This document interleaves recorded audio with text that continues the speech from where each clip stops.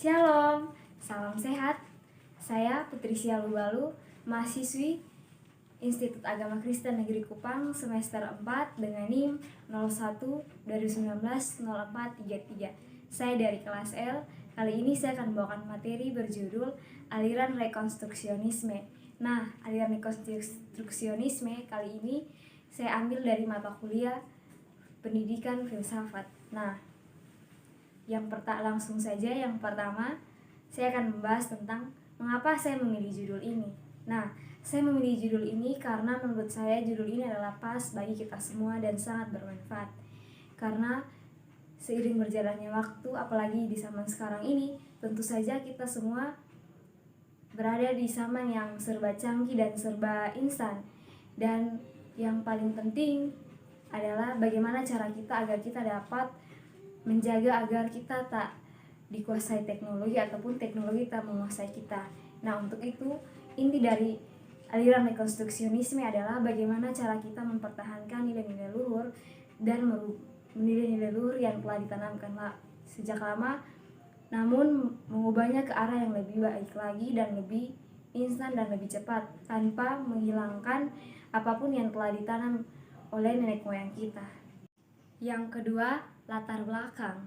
Nah, aliran rekonstruksionisme berasal dari bahasa Inggris, yaitu reconstruct, yang artinya merubah atau merombak.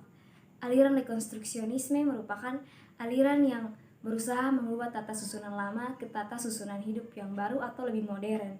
Aliran ini mengajarkan kita bagaimana cara berpikir kreatif dan praktis agar dapat membantu kita dalam melakukan hari-hari kita dalam menjalankan suatu aktivitas atau melakukan penemuan baru.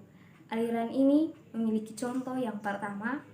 Kalau zaman dulu orang membuat lampu minyak agar menerangi malam, seiring berjalannya waktu mereka menciptakan lampu agar dapat menerangi kita. Yang kedua, ketika pada zaman dulu, zaman opa atau oma, mereka ketika belajar di sekolah ataupun di pendidikan tinggi, mereka menggunakan batu. Nah, ketika mata kuliah atau mata pelajaran tersebut selesai, mereka menghapusnya dan menulisnya ulang di batu tersebut.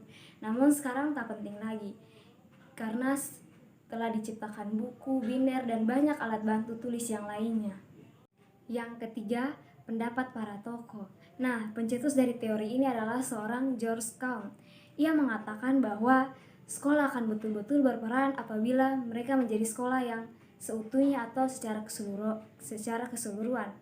Yang artinya sekolah memiliki peran apabila memiliki peran ketika masyarakat sekitar mendapatkan masalah sosial maupun masalah ekonomi. Nah, dari situ kita bisa melihat bagaimana suatu sekolah dikatakan berkualitas apabila mereka dapat menciptakan suasana di lingkungan sekitar ataupun orang-orang yang baru saja tamat dari sekolah itu, bagaimana mereka dapat menjalankan atau keluar dari masalah-masalah serta kesulitan-kesulitan yang mereka hadapi saat ini. Ini merupakan peran dari aliran rekonstruksionisme, yaitu mengubah cara berpikir atau cara mereka dalam menghadapi segala sesuatu. Yang keempat, kelebihan dan kekurangan.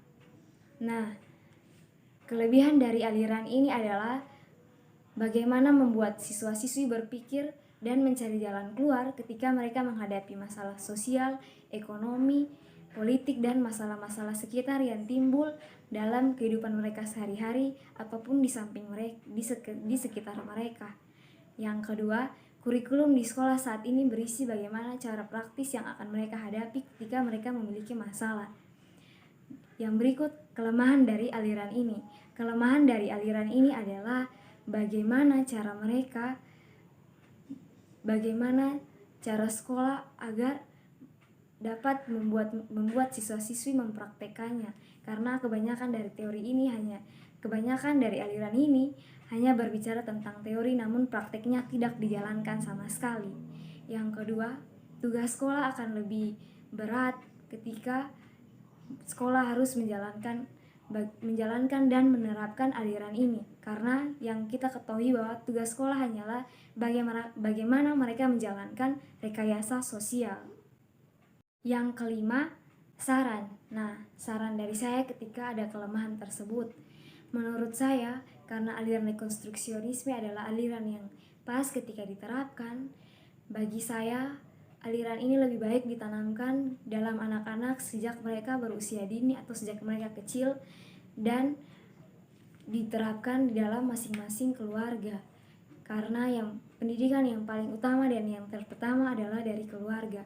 Ketika keluarga menerapkan aliran ini, maka mereka akan melihat bahwa apa yang dilakukan oleh anggota keluarga mereka yaitu untuk peka terhadap orang-orang sekitar yang membutuhkan solusi, jalan keluar, ataupun lain-lain sebagainya. Sehingga membuat mereka ketika mendapat